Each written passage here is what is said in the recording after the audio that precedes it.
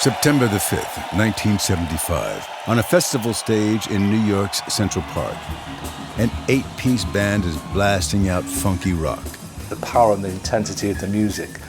2 guitarists, funk bassist, he played with Stevie Wonder, amazing sort of Afro-funk rock band.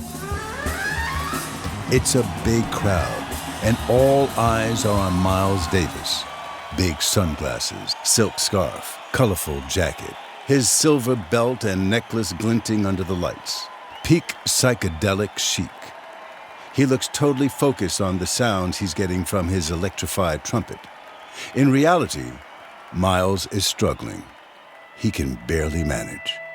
He's got so many ailments: sickle cell anemia, an arthritic hip, he's got a hernia, throat nodules. 3 years previously, he'd driven his car into a wall in New York, smashed up his legs. He's also suffering from creative burnout. Between 1970 and 75, he'd released 10 albums. 50 minutes into the set, his body sways. Sweat pours off his face down his horn. He just about gets to the end of his solo, then stumbles off stage. Miles can hear the applause and the shouts for more. But he can't do it. He's done. Will he ever be able to play again? Has Miles's blue flame finally blown out?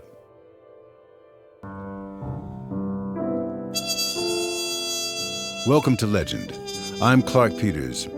In this, the last chapter of our series, we meet Miles at his lowest ebb.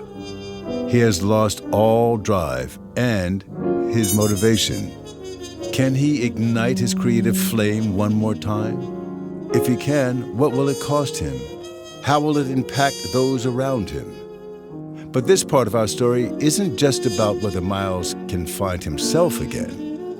100 years on from the year of his birth, I'm also exploring how many other creatives, singers, artists, filmmakers have found him too.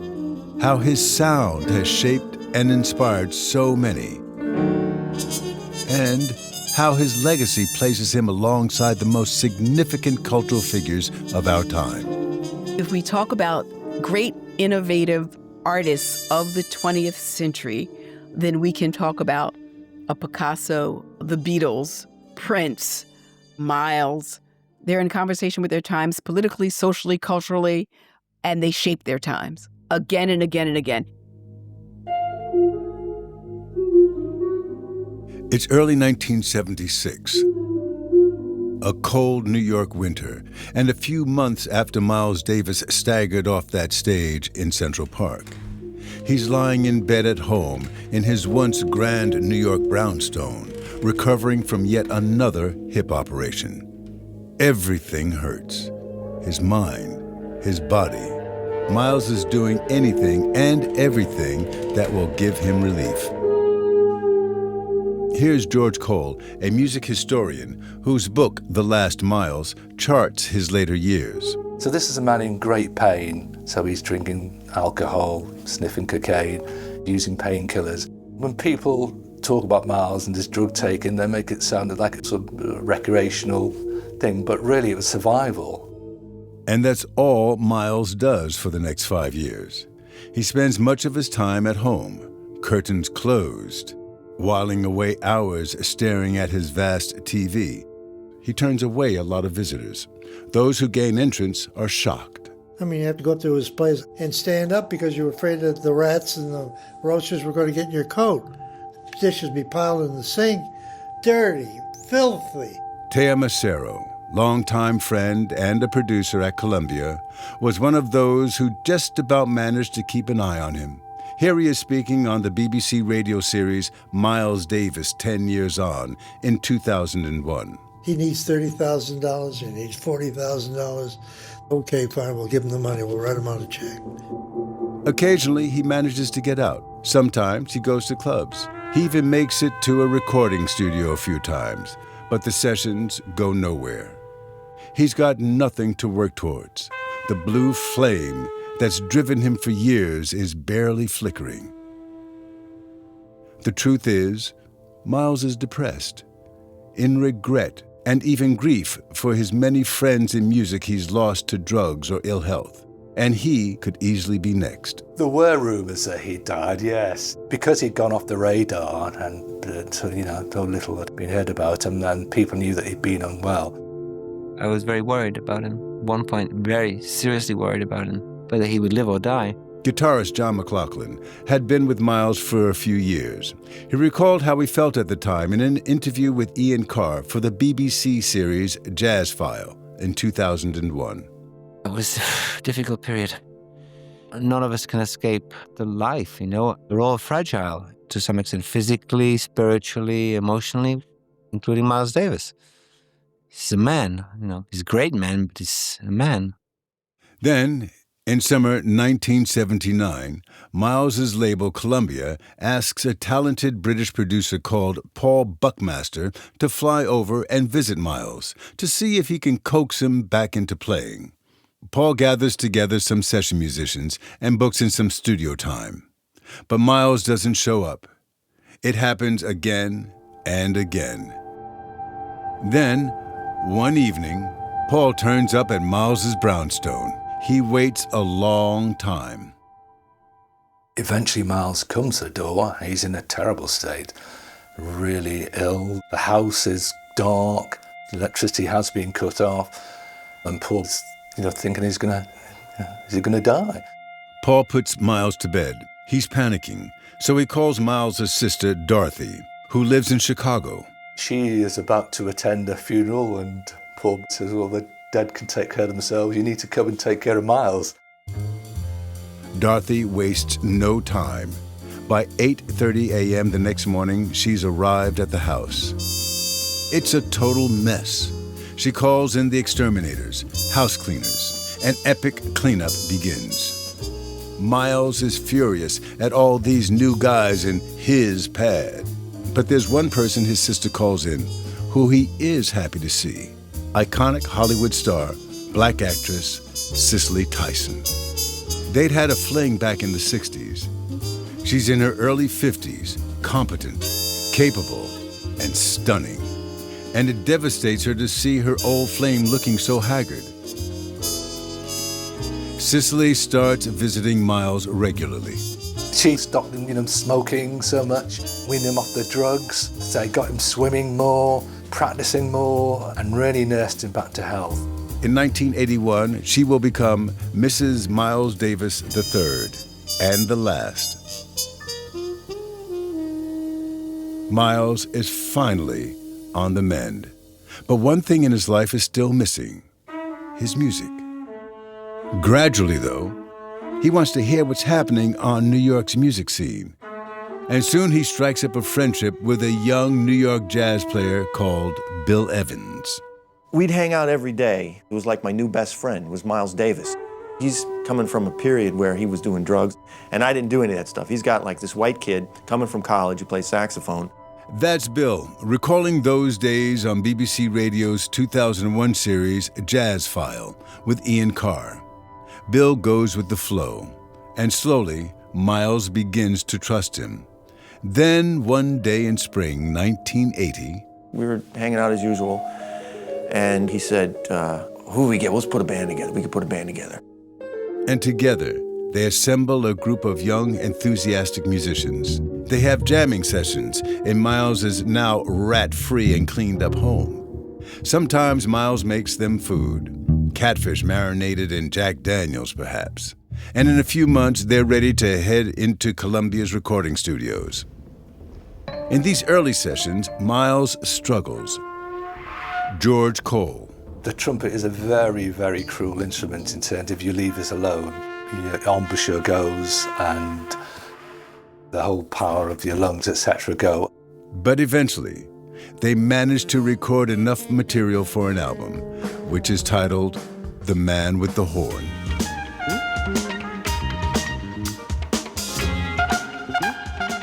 And it's a real mixed bag. A soul disco track here, a syrupy pop ballad there. A bit of old-style jazz swing in there, too. Miles knows his playing is weak at times, but he can feel he's getting stronger. And in the summer of 1981, almost 2 years after his sister Dorothy and Cicely dropped everything to step in, Miles finally decides to play some live gigs. It's the end of June, and Miles is playing a couple of nights in Boston at a club called Kicks. Miles is staying across the street in a hotel, but he insists on buying a brand new canary yellow Ferrari just so he can drive himself to the front door. He knows how to put on a show. But Miles is anxious, and he knows his band is too. They haven't rehearsed enough. The club is packed. 400 seats. There's an awful lot of anticipation in the room.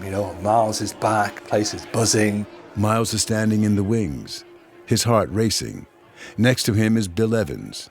And then, it's time. People went crazy. You're like, Jesus. It's hard to put together 2 and 2 where the guy that I've been hanging out with is also the same guy that's the trumpet player. Miles can feel everyone's eyes on him, but the audience is shocked.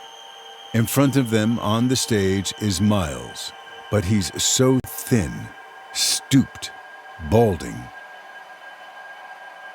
Then, Miles begins to play, and the atmosphere catches fire.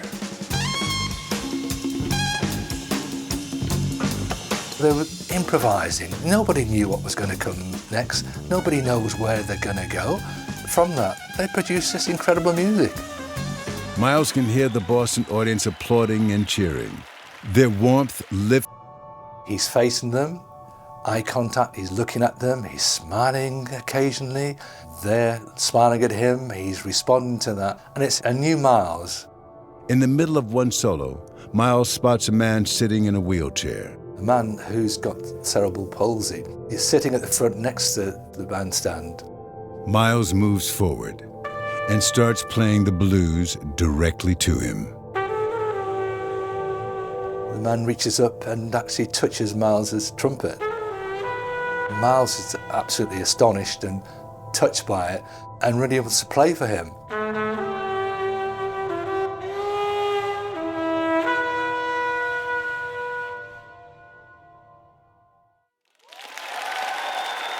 It's a defining moment for Miles. And just a week later, he and his band are back in New York at the 2,000-seat Avery Fisher Hall in Lincoln Center. The press are full of it. Mick Jagger apparently was there, Clint Eastwood, Dustin Hoffman apparently as well. Miles knows he's not as strong as he once was. Some critics have panned the gigs and the latest album, but he doesn't care. Because for the first time in 5 years, his blue flame is flickering again. And his desire to play and to perform is back.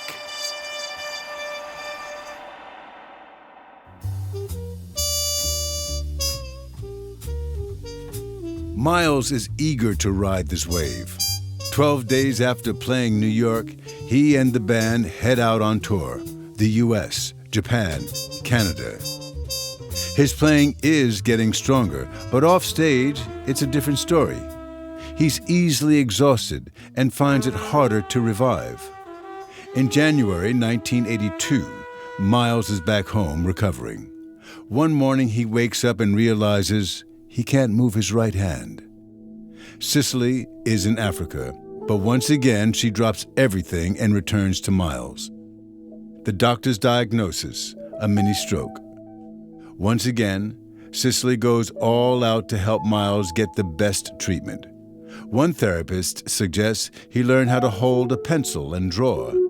And not before long, sketching becomes a passion for painting. I mean, this is classic Miles Davis for me. When one outlet for creativity might be threatened, he discovers another. He begins experimenting, throwing paint onto the canvases. But eventually, he finds space and balance, just like he did in his music. Down the line, his paintings will sell, and for good money. But for now, the focus and movement helped Miles recover. His health remains erratic, but he's back on top with his playing again. He's touring, releasing new albums, embracing new sounds. He counts the hottest talents of the day amongst his friends, like Prince, and he covers songs by Cyndi Lauper and Michael Jackson.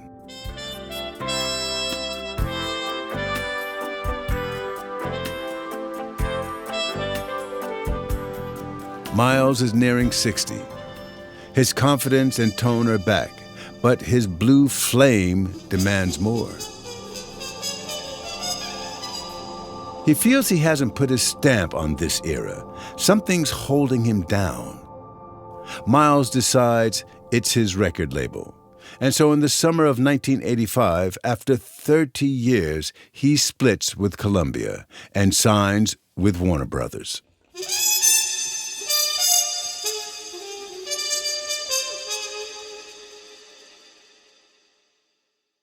A few months later, in early 1986, Miles is in Los Angeles, sitting in a plush recording studio about to record his first album with his new label. With him is talented bassist Marcus Miller. Marcus had played with Miles a couple of years ago. Since then, he's become a hotshot producer. Marcus has prepared a composition using synthesizers and drum machines, and he's going to play it out for Miles to accompany. Miles hasn't even got a band. The engineer hits record. Here's Marcus speaking on the BBC radio series Jazz File with Ian Carr in 2001. Kind of tentatively pointing, maybe you'll play here, because I'm real nervous. He stopped the tape and said, look, this is your music. You know where I should play. You got to tell me what I'm doing. Miles doesn't need any more than that. He has to paint on. And the freedom is exhilarating. George Cole.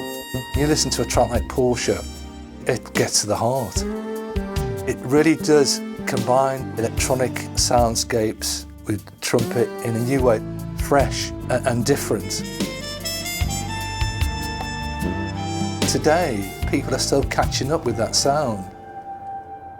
The album drops that autumn. Miles calls it Tutu, inspired by the South African Archbishop Desmond Tutu. It immediately makes an impact.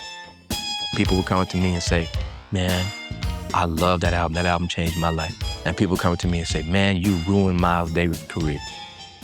And that's just where Miles wants to be, at the center of the storm. 60 years old, still ruffling the feathers of the jazz world and creating controversy. Here's Miles speaking to Ben Sidran about that for the Jazz Talking Oral History Project in 1986. Don't like me because I'm kind of blue. Like me for what I'm, for what we're doing, I was put here to play music and interpret music. That's what I do. No attitude, nothing. That's all I want to do. And I do it good, The following year, Miles picks up a Grammy for his soloing on Tutu. One critic calls it the best jazz album of the decade. Its success reaches across the pond to the UK, where a 22-year-old British saxophonist, Courtney Pine, hears it. And then I found out how he created that record. They used the studio in a very modern way, but for jazz. It was just so brilliant. Courtney is now a jazz legend himself, but back in 1986, he was a young black musician starting his journey. This record just blew my mind. And not in a way that I wanted to make music that sounded like it. And there was a thing about Miles, you should go back to playing your hits, play Round Midnight again, But Miles is not interested in that. He's going on. And that was so inspiring to me. And Miles still speaks to young jazz players beginning their journeys today. Rising trumpet star Clara Devlin. I think the first thing I discovered was definitely Kind of Blue. At first I was like, it's too good. I always found it really hard to solo on those sort of pieces, but slowly I realised it's actually okay to have his voice in my head the whole time. It's okay to sound a bit like him or try and imitate that at the start, and then slowly kind of discover how to make that more of my own voice. And it isn't just jazz musicians that Miles inspires. Here's American rapper Q-Tip speaking to the Red Bull Music Academy in 2013. I think I was reading a Miles Davis interview, and he was talking about the musicality of space and how space is used. I was just like, man, let's just dig in. You know, it's what's between the notes. In the mid-1990s, rock band Radiohead became obsessed with Miles' 1969 album, Bitches Brew. Here's lead guitarist Johnny Greenwood speaking on the Adam Buxton podcast in 2016. You know, the songs on OK Computer, in our swollen heads, was trying to be Miles Davis, frankly, even though no one plays a trumpet. So, you know, there you go. It's like, well, we can sound a bit like this. We've got electric piano and... So were you guys listening to Bitches Brew and yeah, that thinking... was an OK Computer, yeah, loads. Right. It's all about that record, yeah. But I'm getting ahead of myself. Back to the late 1980s. Miles is experiencing a renaissance. He's riding as high as he's ever been. He's making more albums, experimenting with new music, winning more Grammys. But 5 decades of pushing himself to the limit is finally taking its toll. His body is in ruins. Can he keep going?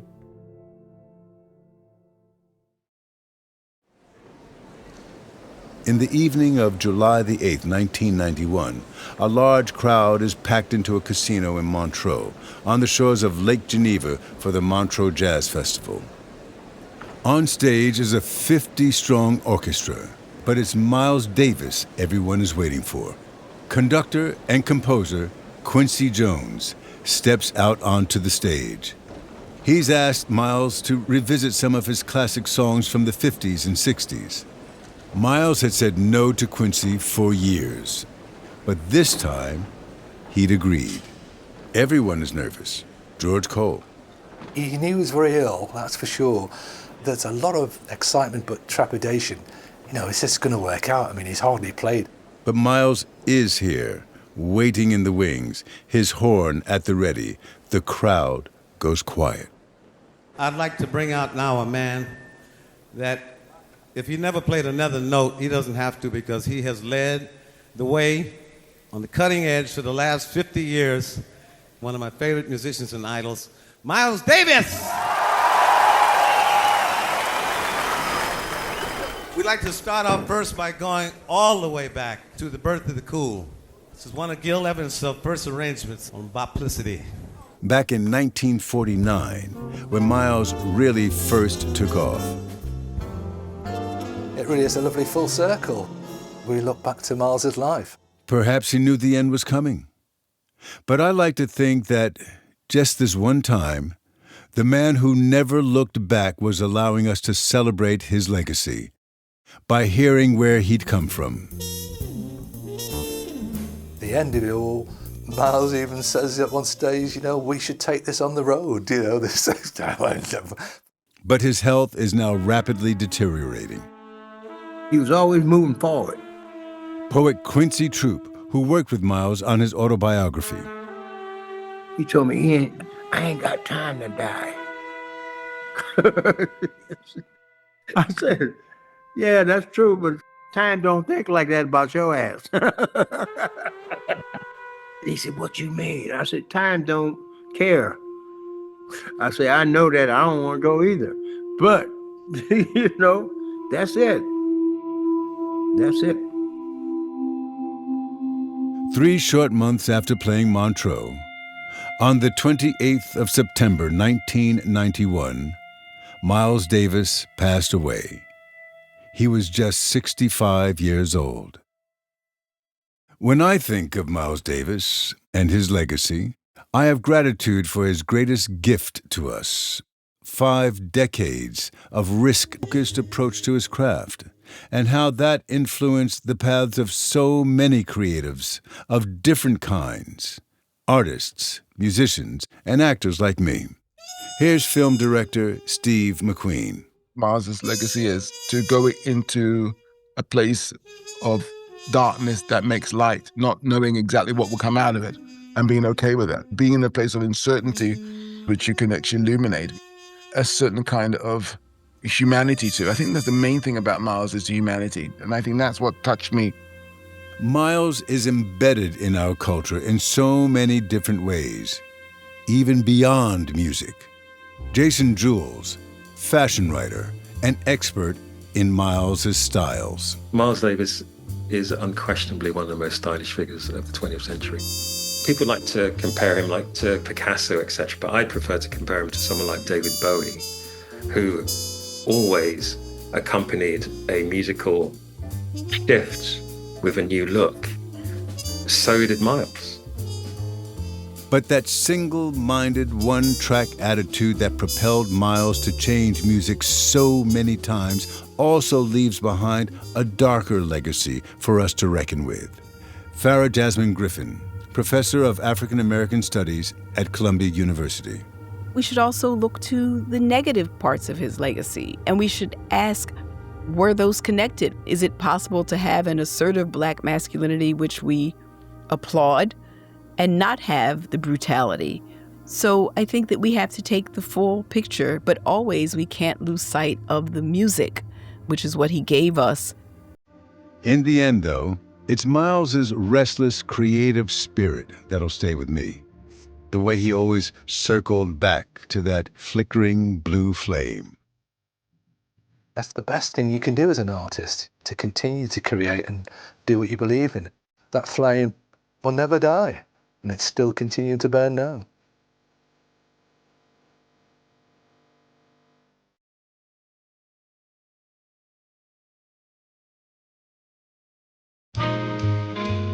Legend, the Miles Davis story, is a Loftus Media production from BBC Radio 4. It was presented by me, Clarke Peters. The series producer was Clem Hitchcock. The executive producer was Rami Sabar. Technical production and sound design was by Melvin Rickaby. The editor was Kirsten Lass. Our production manager was Emily Duffy. The music consultant was my friend Guy Barker. Additional music was recorded at Ronnie Scott's by James Pearson and Guy Barker. The script consultant was Anne Harbin. The archivist was Simon Rooks. And the commissioning editor for the BBC, Dan Clark and Matthew Dodd.